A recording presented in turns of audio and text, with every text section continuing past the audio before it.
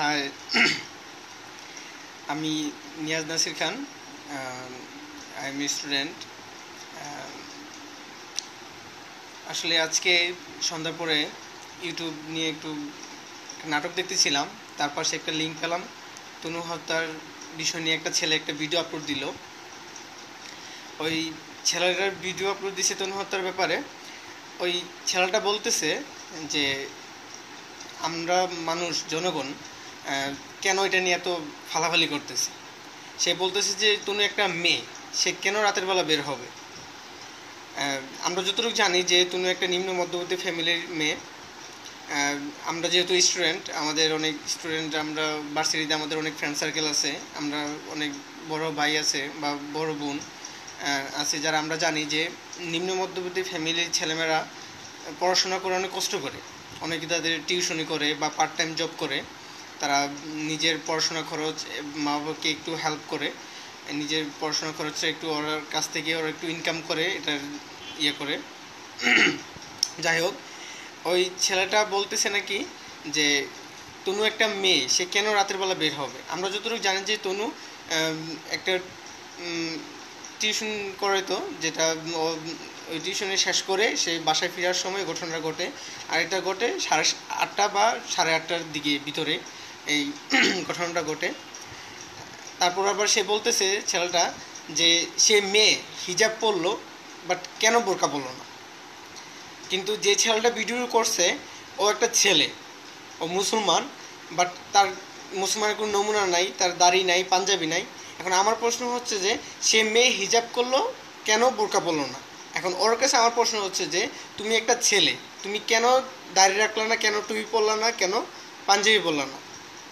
হ্যাঁ, সে হিজাব পরছে ঠিক আছে, সে তো আর অন্য অন্য অনেক আলট্রামোটার মেয়ে আছে যারা গেঞ্জি পরে, টি শার্ট পরে, ফিটিং জামা পরে, ও তো এমনও পরে নেই, তাই না।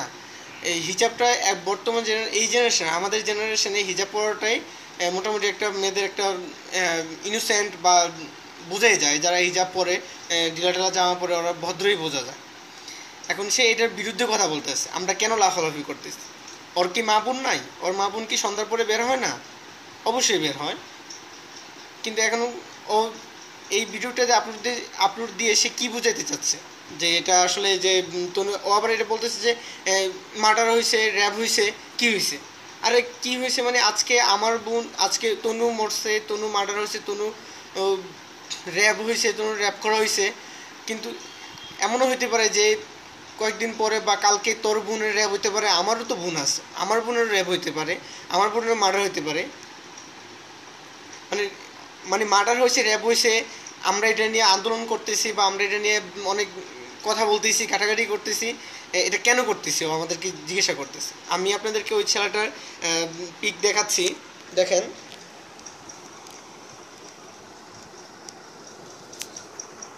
এই যে এই সেই ছেলে যে মনে করেন যে এই ভিডিওটা আপলোড দিছে।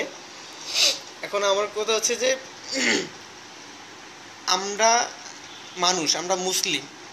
আর মুসলিম আমরা দেখেছি যে মুসলমান বলেন না, আমরা বাংলাদেশের মানুষ, হিন্দু, মুসলমান, বৌদ্ধ, খ্রিস্টান, সবাই আমরা বাংলাদেশি। এটা হচ্ছে যে আমাদের আসল পরিচয়। আর আমাদের মুসলিম, আমরা মুসলিম ঠিক আছে, আমরা ও হিজাব পড়ছে, ও কেন বোরকা পড়ছে না এটা নিয়ে কথা কইবা। হ্যাঁ, তুমি মুসলমান, তুমি দাঁড়িয়ে রাখো নাই, তুমি টুপি পরো নাই, তুমি পাঞ্জাবি পরো নাই, তুমি যে মুসলমান না হিন্দু না খ্রিস্টান তাদের কোনো নমুনাই বোঝা যায় না, তাই না। তো আমি এই জন্যই আজকে এই ভিডিওটা করলাম, আসলে আপনাদেরকে এই নিউজটা দেওয়ার জন্য। আসলে ওদের মতো কিছু ছেলেরা আছে যারা এটা নিয়ে অনেক ইয়ে করতেছে, আসলে ঠিক না। সবারই মা বোন আছে। আর দেখেছে যে ও আজকে র্যাপ হয়েছে, মার্ডার হয়েছে, আরেকদিন তোমার বোন হতে পারে, আমার বোন হতে পারে। তার বলে যে এটার কোনো বিচার হবে না। হ্যাঁ, এটার এই পর্যন্ত এতদিন হয়ে গেল, এটা কোনো বিচার পাচ্ছি না বা কোনো কিছু পাচ্ছি না। হ্যাঁ, এটার একটা উপযুক্ত বিচার হওয়া দরকার, তাই না। এখন হচ্ছে যে ওরা যদি এরকম ভিডিও, ওরা বাংলাদেশি হয়ে, ওরা এই দেশের মানুষ হয়ে ওরা যদি এরকম ভিডিও আপলোড দেয়, তাহলে তো মানুষের মনমস্তিষ্ক নষ্ট করে ফেলবে, মনমস্তিষ্ক নষ্ট হয়ে যাবে, তাই না। তো আমরা আসুন সবাই মিলে এটার বিরুদ্ধে আন্দোলন করি, কথা বলি। টাটা, পরে আবার দেখা হবে। বাই।